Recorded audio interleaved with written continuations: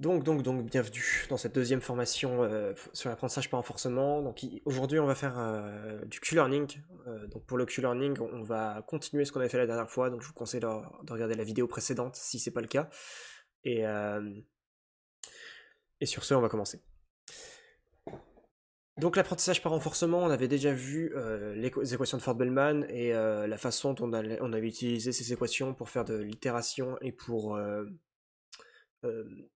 résoudre quelles étaient les valeurs d'état et les valeurs d'action de chacun des états et donc être capable de trouver quelles étaient les actions optimales quand on avait un modèle. Sans modèle, on avait vu qu'on devait faire un cycle donc d'itération entre à chaque fois des évaluations politiques et des améliorations de politique. Donc on imagine qu'on commence à une politique aléatoire.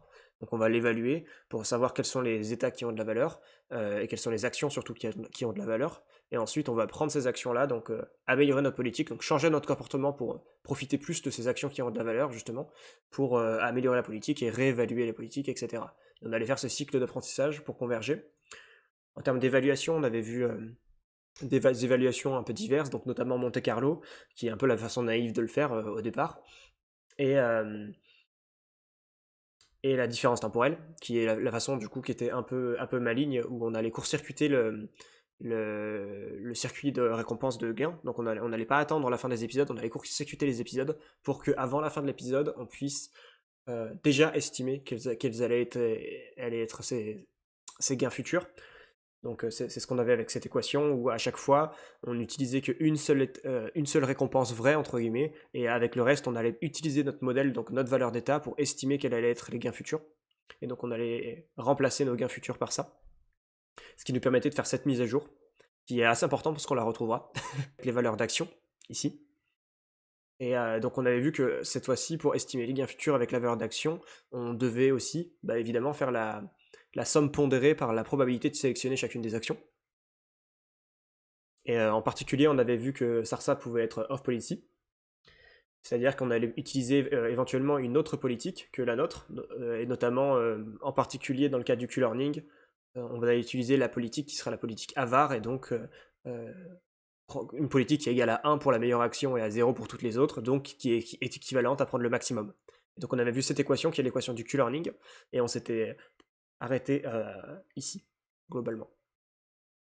Donc voilà, on avait revu aussi on avait vu aussi l'amélioration, donc comment est-ce qu'on allait faire ces itérations d'amélioration pour, donc il y a pas mal de façons de faire. La façon naïve de le faire, c'est de toujours prendre l'action qui va maximiser la valeur, mais on a vu que si on faisait ça, on convergeait pas vers des valeurs vraies parce que on allait manquer d'exploration et ne pas explorer assez les états. Ce qu'on avait corrigé notamment avec Epsilon Greedy, qui est ce qu'on va implémenter aujourd'hui. Et on avait vu d'autres méthodes d'amélioration. Donc Epsilon Greedy, c'était quoi? C'est on prend la meilleure action, mais avec une probabilité epsilon, on va prendre une action au hasard, tout simplement. Et donc on a vu que c'était suffisant, donc on avait vu d'autres méthodes, mais on va pas revenir dessus. Donc passons au DeepRL. Pourquoi est-ce qu'on aurait besoin de réseaux de neurones? Déjà, vous avez un exemple ici qui va pouvoir vous donner à réfléchir sur pourquoi est-ce qu'on doit avoir un réseau de neurones pour être intéressant. Donc un réseau de neurones, entre autres, de façon générale, des approximateurs. Pourquoi est-ce qu'on va vouloir approximer ces valeurs d'action et ces valeurs d'état, etc.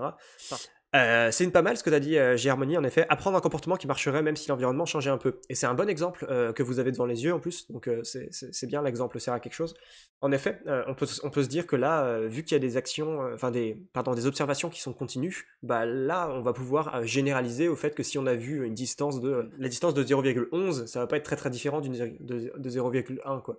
0,1 mètre, c'est un peu semblable à 0,11 mètres. Et du coup, dans ce sens-là, c'est sûr que cette relation de continuité qu'il peut y avoir dans les espaces d'état qu'on va vouloir, et dans les espaces d'action aussi d'ailleurs, c'est des choses qu'on va pouvoir généraliser mieux, en effet, avec des approximateurs de fonctions, de façon générale. Et c'est pas la seule raison, il y a une autre raison, qui est même la raison principale, on va dire.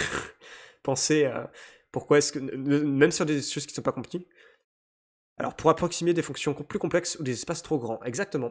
Par exemple, sur les espaces trop grands, sur un jeu de Go, etc., c'est des espaces qui sont discrets en soi et finis même, mais le problème, c'est qu'il y a beaucoup trop d'états, ce qui fait on peut pas juste utiliser un tableau NumPy, ça passe pas en RAM, hein. Ne serait-ce que Puissance 4. Puissance 4, c'est déjà un jeu qui rentre pas dans votre RAM. en termes d'état, de taille d'état action. Si vous voulez construire la matrice Q, elle rentre pas dans votre RAM. Et elle rentre dans la RAM d'aucun ordinateur que je connaisse, enfin un personnel en tout cas. Vous pouvez vous amuser à faire le calcul, si vous voulez, de combien est-ce qu'il y a d'état au puissance 4, et combien est-ce qu'il y a d'actions au puissance 4, c'est 7, donc c'est pas les actions le problème, c'est les états.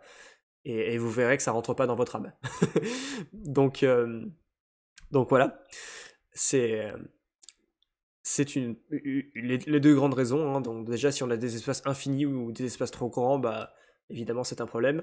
Et aussi il y a cette notion de relation d'ordre et de continuité qu'on va vouloir implémenter. Alors continuité, ça peut aussi être, je dis relation d'ordre parce que c'est plus général. Par exemple, imaginez qu'il y ait trois possibilités que vous avez, genre droite, gauche, tout droit, enfin droite, gauche, rien plutôt, en termes de tournée.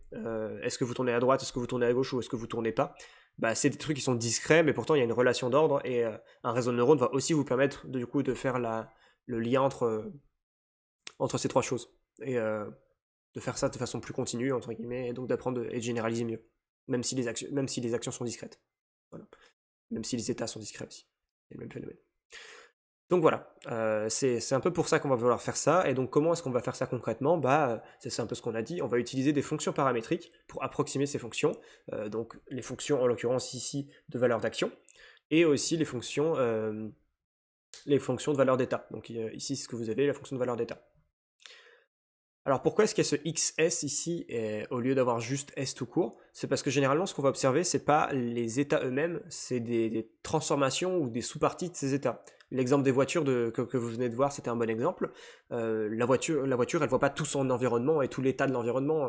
Vraiment, elle voit juste une sous-représentation de l'environnement qui est ses capteurs, donc les capteurs de distance qu'elle a. Et c'est tout ce qu'elle voit là, cette petite voiture.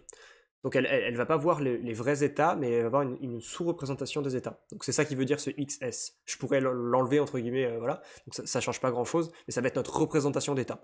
Pareil pour les actions, on pourrait très bien avoir aussi une représentation d'action. Bon, j'évite d'alourdir trop les notations, déjà je les alourdis avec ces XS pour vous signifier ça. Et donc là, qu'est-ce que ça veut dire ce W qui est ici? C'est justement les paramètres. Quand on dit fonction paramétrique, c'est qu'on va approximer avec des paramètres. Donc pour un réseau de neurones, ça serait tous les poids et les biais de votre réseau de neurones. Tout simplement. Donc ce serait ça qui va être noté par ce paramètre W. Aussi, ce qu'on peut vouloir approximer, c'est les politiques. Donc une politique directement, on pourrait très bien se dire, bah, pourquoi est-ce qu'on n'essaierait pas d'avoir un réseau de neurones qui en entrée prend les capteurs de la voiture et en sortie a directement les actions. Est-ce que je vais tout droit, est-ce que je vais à droite, à gauche, etc. Et on va voir que c'est un peu plus compliqué de construire des choses comme ça, donc c'est pas aujourd'hui, c'est pas à cette formation-là qu'on le fera, ça sera dans la suivante, et celle d'après, où on fera des choses avec des approximateurs de politique directement. Pour l'instant, on va rester sage et on va juste rester avec notre approximation de fonction de valeur d'action. Et c'est tout. Alors comment on va faire pour notre modèle? Là, on a un modèle. Du coup, on sait qu'on va avoir un modèle qui va vouloir approximer cette fonction de valeur d'action. Alors comment est-ce qu'on va la mettre en place? Voilà. Comment est-ce qu'on va l'entraîner? Qu'est-ce qu'on va lui mettre en entrée, en sortie, etc. Donc imaginons on va se mettre dans le cas d'un réseau de neurones, hein, parce que c'est ce qu'on va faire en pratique après. Mais dans le cas du coup, dans ce cas-là, qu'est-ce qu'on va faire? Bah, déjà, on va réfléchir aux données qu'on a. Quelles sont les données qu'on a, et on va réfléchir à comment on va récolter ces données, comment on va stocker ces données. Comme on va entraîner des réseaux de neurones, on va vouloir stocker des données, stocker un dataset. Et ce dataset ici, ce sera quoi? Ce sera un ensemble d'expériences. Une expérience, c'est quoi? Une expérience, c'est quand vous avez observé un état, vous avez pris une action, vous avez eu une récompense après, le modèle vous a donné une récompense, et ensuite vous avez observé un état suivant. Aussi, l'environnement, vous avez pu observer, est-ce que l'environnement était terminé, oui ou non? Dans quel cas, il peut ne pas y avoir d'action suivante, enfin d'observation suivante. Ça peut très bien être un none, ça, si vous voulez. Voilà. Et donc, avec ces expériences-là que vous allez construire au fur et à mesure du temps que vous allez vivre, vous allez vouloir entraîner du coup votre modèle. Alors pour ça, vous allez devoir réfléchir à qu'est-ce qui va rentrer dans ce modèle et qu'est-ce qui va sortir. Donc à votre avis, qu'est-ce qu'on va mettre en entrée et qu'est-ce qu'on va mettre en sortie? Je vous conseille de commencer par l'entrée, c'est le plus simple. Après la sortie, ça en déduit.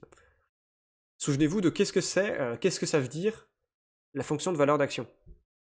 La fonction de valeur d'action, sa définition mathématique, souvenez-vous, c'était que c'était l'espérance des gains futurs, sachant qu'on a choisi une action A dans l'état S. D'accord? Ça, c'est sa définition mathématique. Alors comment est-ce qu'on va vouloir l'approximer, sachant que nous, tout ce qu'on observe, c'est ça, à chaque fois. Donc à chaque fois, c'est ça nos expériences, c'est ça nos données, nos lignes de données. Et à chaque fois, on va devoir avec ça entraîner notre réseau de neurones. C'est la première chose qu'on peut faire, c'est on peut se dire, en entrée, on va mettre nos fissures d'état, donc nos caractéristiques d'état et notre action. Et en sortie, du coup, on va obtenir une espérance de gain futur. Donc, pourquoi il y a un petit chapeau? C'est parce que c'est un estimateur. C'est les gains futurs estimés. Voilà.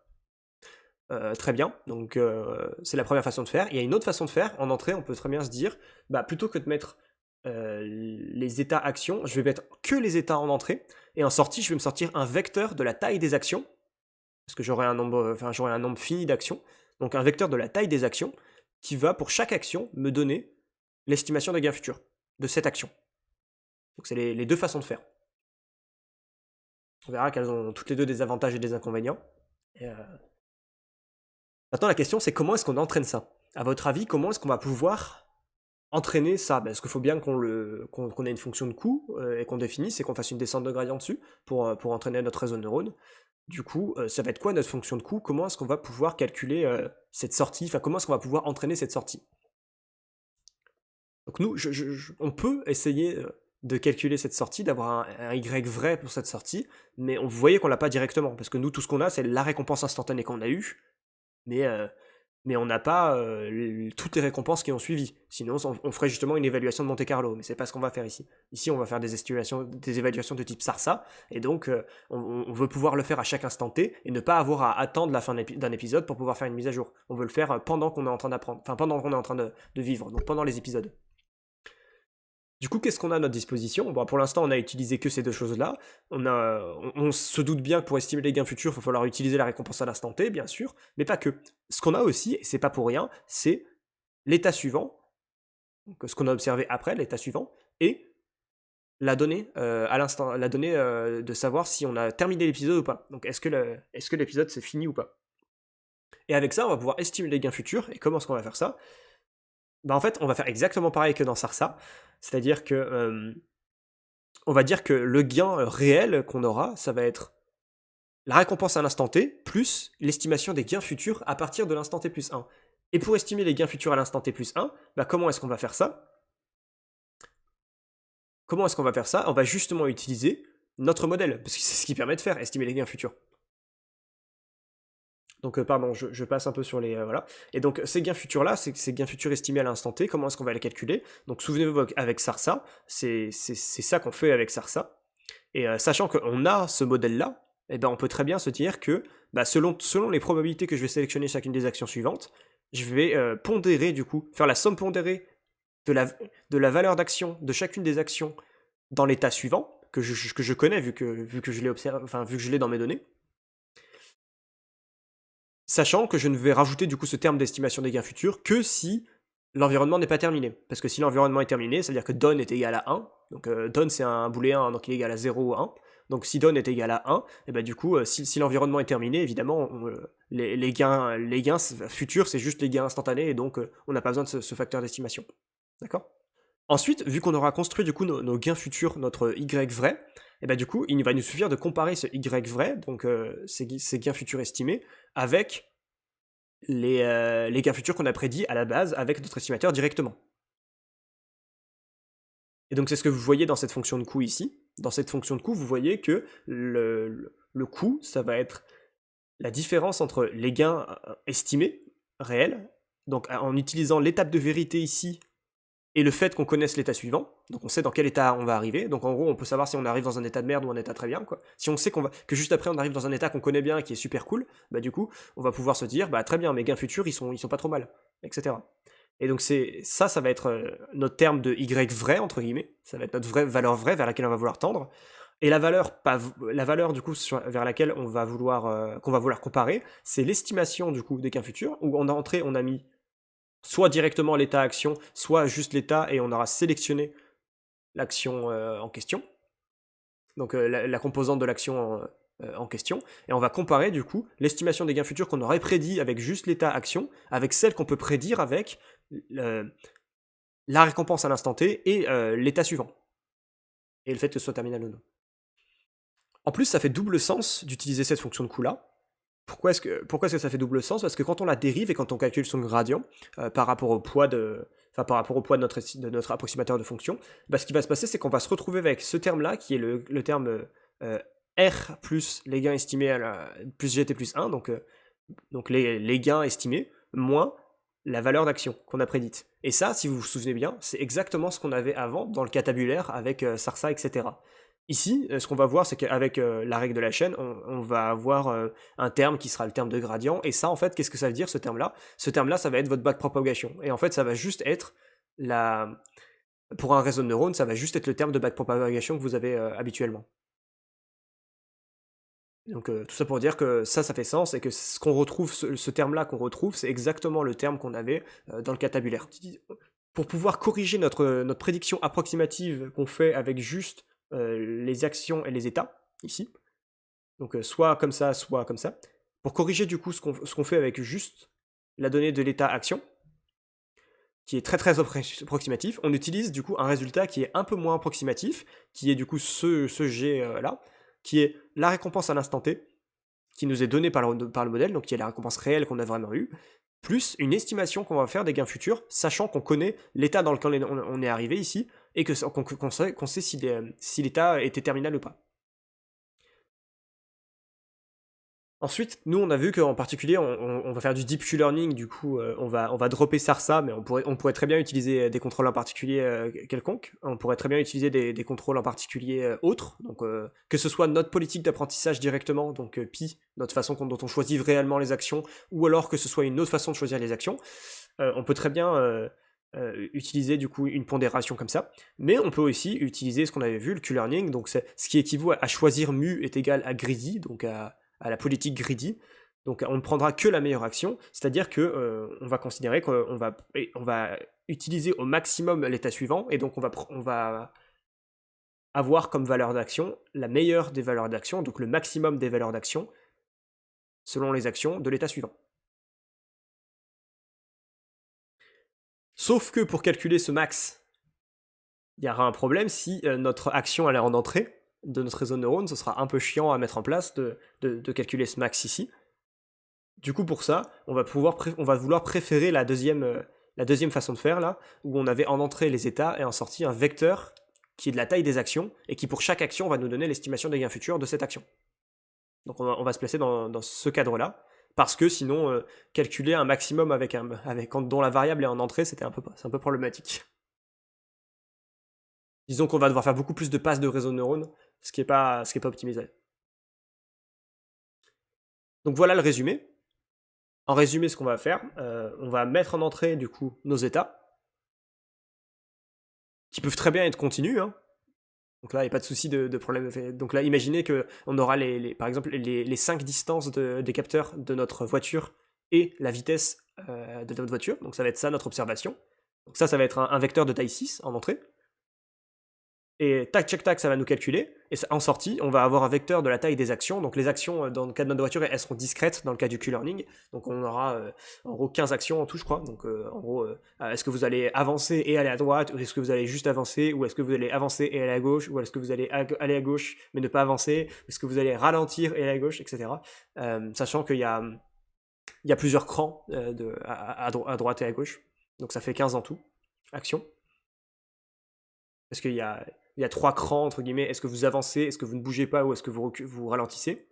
Donc, est-ce que vous accélérez, est-ce que vous ne bougez pas, ou est-ce que vous ralentissez? Donc ça, c'est les 3 actions de type vitesse. Et vous avez 5 actions de type tournant. Donc est-ce que vous allez tourner un peu à gauche, beaucoup à gauche, pas tourner du tout, un peu à droite, beaucoup à droite. Voilà. Donc vous aurez 15 actions en sortie, et vous aurez 6 observations en entrée. D'accord?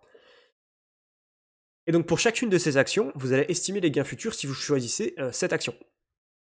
Et c'est ce que vous allez faire ici, et vous allez comparer ça à l'estimation des gains futurs que vous faites. Donc l'estimation des gains futurs qui est la récompense plus les gains estimés à l'instant t plus 1. Et ça sera quoi? Ce sera, si l'environnement n'est pas terminé, le maximum des valeurs d'action de l'état suivant. Mais du coup, à quoi servent les actions continues que tu as codées? C'est un spoiler c'est pour les formations suivantes. Parce qu'après, on va utiliser des actions continues. Donc la stabilisation, c'est quoi? Ça correspond à en fait utiliser un réseau alternatif, un réseau de neurones alternatif, qui sera un réseau target, donc un réseau plus stable, entre guillemets, que vous allez update moins que celui sur lequel vous êtes en train d'apprendre. Ce qui va vous permettre de stabiliser l'apprentissage, parce que pourquoi est-ce qu'on voudrait stabiliser l'apprentissage? Parce que je sais pas si vous avez remarqué, mais vous comparez, vous utilisez votre réseau de neurones à la fois pour calculer votre Y vrai et pour calculer le Y pred. Donc il y a des possibilités d'instabilité qui sont assez connues et assez violentes, et vous allez voir que vous en aurez des instabilités. Et fun fact, c'est pas parce que c'est instable et que ça diverge que vous ne pouvez pas apprendre. Vous pouvez tout à fait avoir des réseaux de neurones qui vont prédire des valeurs d'action qui n'auront aucun sens de façon absolue, mais qui relativement les unes par rapport aux autres auront du sens, et que du coup votre voiture va réussir à apprendre alors que votre réseau diverge. C'est tout à fait possible. C'est tout à fait possible que ça arrive. Mais on préfère éviter, et donc pour éviter que ça arrive ça, on va essayer de le stabiliser avec un réseau alternatif. Donc il y a plusieurs façons de faire ces réseaux alternatifs. Une façon de le faire, c'est de faire du freeze learning. Donc en gros, vous avez deux réseaux, tout simplement un réseau que vous allez juste qui est celui que vous avez utilisé pour les actions et pour l'estimation des gains futurs. Donc à la fois pour faire les vraies actions quand l'environnement vous demande d'agir, et pour faire les estimations des gains futurs ici. Et sinon, par contre, et que vous allez comparer du coup avec la prédiction du réseau apprenti, donc le réseau de base là, qui lui va juste faire la prédiction de YPRED. Et comme ça, vous n'utilisez pas le même réseau de neurones pour faire YPRED et YTrue, entre guillemets, et Y vrai, et ce qui vous permet de stabiliser votre apprentissage. Et donc vous allez update, on va dire, tous les end steps, vous allez update et remplacer, entre guillemets, votre ancien réseau de neurones target, donc celui-ci, vous allez le remplacer par celui qui est en train d'apprendre, justement. Et donc vous allez faire ces updates de temps en temps. C'est une façon de le faire. Une autre façon de le faire, c'est de faire du Polyak averaging. Donc ça, on verra que on l'utilisera en particulier plus tard quand on fera des agents un peu plus complexes aussi. Le Polyak averaging, en fait, ça veut dire que les poids de votre réseau de neurones, vous allez les mettre à jour de façon géométrique, en gros. Vous allez dire que vous allez choisir une valeur de Polyak, donc généralement proche de 0, qui est continue, enfin mais qui est un peu lente, mais continue quand même. Voilà, c'est une façon de faire une update continue, mais quand même plus stable que l'update direct qu'il y aurait si vous n'aviez pas le deuxième réseau de neurones. Donc le principe de stabilisation, du coup, c'est que vous avez deux réseaux de neurones, un pour apprendre, donc que vous allez utiliser là, donc c'est celui-là, quoi, celui avec les poids W tout court, donc le normal, et un pour estimer, justement, et un pour prédire, en gros. Donc un pour prédire, qui va vous servir à prédire notamment pour choisir des vraies actions quand vous allez agir dans l'environnement, mais aussi pour prédire quelles vont être les estimations des gains futurs. C'est pour ça que c'est que dans cette formule-là que c'est changé, et que c'est pas changé ici, par exemple. Voilà. Et donc il y a plusieurs façons de le faire, donc soit en mettant à jour tous les end steps, soit en mettant à jour tous les steps avec une moyenne géométrique, comme ça. Super. Bah, si c'est tout clair, on peut passer au code, hein. Donc il n'y a pas plus de choses que ça à dire, entre guillemets, sur la partie théorique. On va juste revoir un petit peu grandement, reprendre un peu du recul sur ce qu'on va faire, et revoir un peu les différents systèmes qu'on va devoir implémenter. Mais globalement, c'est ça l'idée, quoi. Globalement, si vous avez compris ces deux slides, vous avez compris le Deep Q-Learning.